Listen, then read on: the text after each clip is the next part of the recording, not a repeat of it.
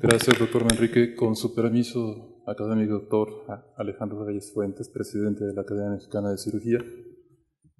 Señores académicos, compañeros médicos, buenas noches. La retinopatía diabética es un problema de salud pública en nuestro país y es por ello una de las líneas de investigación que desarrollamos en el Hospital Juárez de México.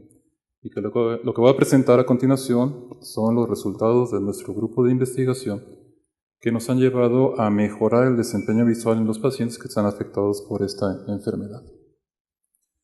Como introducción, el edema macular, el engrosamiento del área de mejor visión, es la causa más frecuente de pérdida visual en pacientes diabéticos y desde hace mucho tiempo sabemos que el tratamiento con fotocoagulación reduce la incidencia de pérdida visual en los pacientes de un 33 a un 13% en un lapso de 3 años.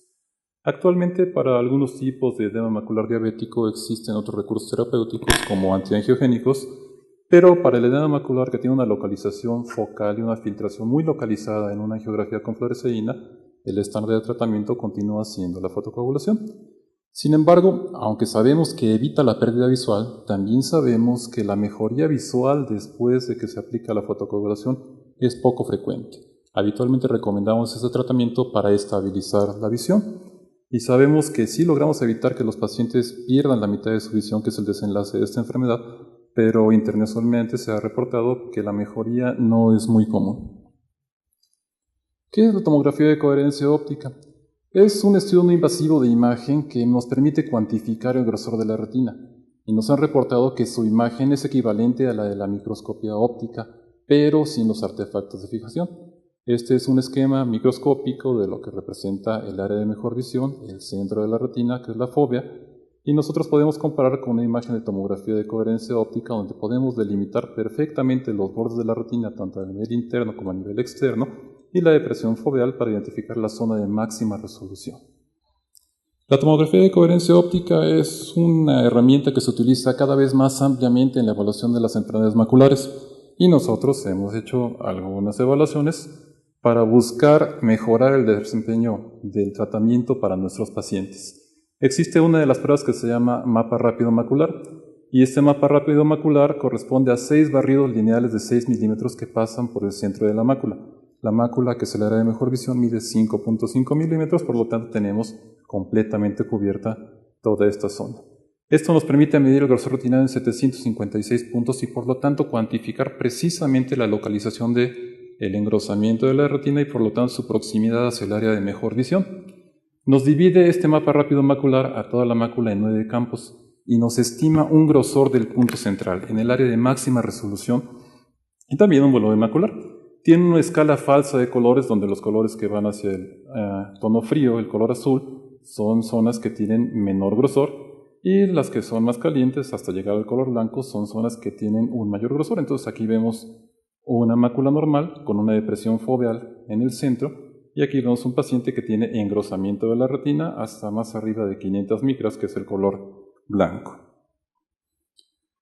Además de que nos permite cuantificar la retina, ya se ha estandarizado la localización de cada una de las zonas de este mapa rápido macular. Entonces esta es la distribución topográfica tanto para el ojo derecho como para el ojo izquierdo. Tenemos una parte central que nos mide la zona de máxima resolución y las zonas donde se presenta el engrosamiento alrededor están localizadas en un radio de 3 y 6 milímetros. Tradicionalmente las medimos en el sentido de las manecillas del reloj para el ojo izquierdo y en sentido contrario hacia el ojo derecho, de tal manera que los campos 3 y 7 corresponden a la zona temporal y los campos 9 y 5 a la zona nasal, de manera similar a un espejo en cada uno de los ojos. Aquí tenemos entonces una mácula normal, donde tenemos un grosor al centro, y aquí tenemos una mácula con edema, donde aparte de cuantificar el grosor en cada uno de los campos, podemos identificar que está perfectamente localizado el edema en los campos 3 y 7. El resultado terapéutico en edema macular diabético nos ha reportado internacionalmente que es poco frecuente y curiosamente es mayor en los pacientes que antes del tratamiento tienen una visión menor a 20/40, que ya es la mitad de lo que se considera normal.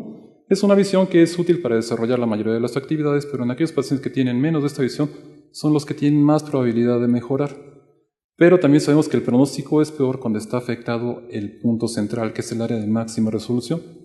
Otra cosa que sabemos es que hay una pérdida visual transitoria después del tratamiento que puede durar hasta 12 semanas. Entonces, aquello que nos decían los pacientes que con el láser bajó la visión, es cierto en los pacientes con edema macular, por lo menos en lo que tenemos reportado internacionalmente, porque la fotocoagulación puede inducir una baja visual, que se revierte, pero que el paciente no deja de notarlo. Ampliamente se utiliza tomografía de coherencia óptica en todo el mundo y se ha identificado que el valor normal del grosor en el punto central son 180 micras, y esto está basado en estudios internacionales, multiétnicos y en la mayoría de raza blanca. ¿Qué es lo que hemos encontrado nosotros? Bueno, lo primero que identificamos, está publicado, es que el grosor del punto central en pacientes diabéticos mexicanos no son esos 180 micras, son 156 micras, y por lo tanto el grosor en pacientes con edema macular es menor al estándar internacional. ¿A qué nos lleva esto? Nos lleva a que la mayoría de los pacientes diabéticos que tienen edema macular en nuestra población tienen un valor por debajo de todos los que han evaluado los estudios multicéntricos. Por lo tanto, si nosotros consideramos un éxito terapéutico tener un grosor por debajo de 300 micras, como lo refiere la literatura internacional, tenemos valores que para nuestra población representan a un engrosamiento y por lo tanto riesgo de pérdida visual. ¿Qué más hemos identificado? Bueno, sabemos que hay una pérdida visual. Esto es por un aumento del grosor del punto central después de la fotocoagulación. Esto depende del grosor previo al tratamiento. Si los pacientes no tienen engrosamiento, es más fácil que la fotocoagulación induzca un engrosamiento, lo vamos a ver en la animación, y esto es un evento adverso que no está peleado con que disminuya el volumen de la mácula, que es el efecto que esperamos con la fotocoagulación. Entonces aquí tenemos un paciente, el mismo paciente de la fotografía anterior, que después de la fotocoagulación se inflama hasta más de 500 micras en el sitio localizado y posteriormente va disminuyendo hasta que al cabo de 12 semanas tenemos ya una disminución que medimos con el volumen macular, pero que sin embargo afecta al grosor del punto central. Esto lo tenemos más evidente en los pacientes que antes del tratamiento tienen un menor grosor, y aparentemente los pacientes que ya tienen un exceso de engrosamiento pues no presentan esta modificación. El problema es que generalmente en los estudios internacionales reportamos en bloque a todos los pacientes y lo único que nos reportaban es que el grosor era estable porque prácticamente no se modificaba. Para los pacientes que tienen un engrosamiento arriba de 250 micras, esto tampoco se modifica significativamente, pero el aumento que se presenta en aquellos pacientes que tienen un engrosamiento mínimo sí es significativo y eso nos lleva a la pérdida visual transitoria que se había identificado. Algo más que se ha identificado es que se presentan respuestas paradójicas después del tratamiento. Nosotros tenemos un grosor de la mácula que es de 156 micras y se ha identificado que conforme aumenta ese grosor disminuye la visión. Pero después del tratamiento de fotocoagulación hay pacientes en los cuales aumenta su grosor de la retina y aún así mejora su visión. Y hay pacientes en los cuales disminuye el grosor de la retina y también disminuye la visión. Esa respuesta paradójica ha llevado a nuestro grupo a identificar diferentes grupos que tienen características de riesgo también distintas y que pueden requerir un manejo particular para favorecer la respuesta al tratamiento de fotocoagulación. ¿Qué hemos identificado? Que independientemente del grosor del punto central, en todos los pacientes con edema macular tenemos una reducción de la sensibilidad retiniana.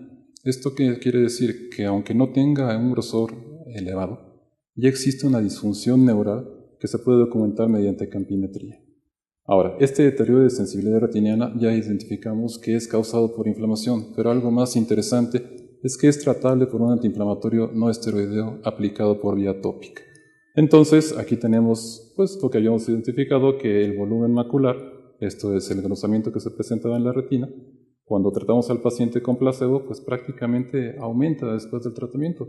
Pero si lo manejamos con un antiinflamatorio no esteroideo, que es el estándar que actualmente manejamos en nuestro servicio, pues disminuye de una manera mucho más rápida, tan temprano como una semana, y no tenemos que esperar las 12 semanas que nos decían los reportes internacionales.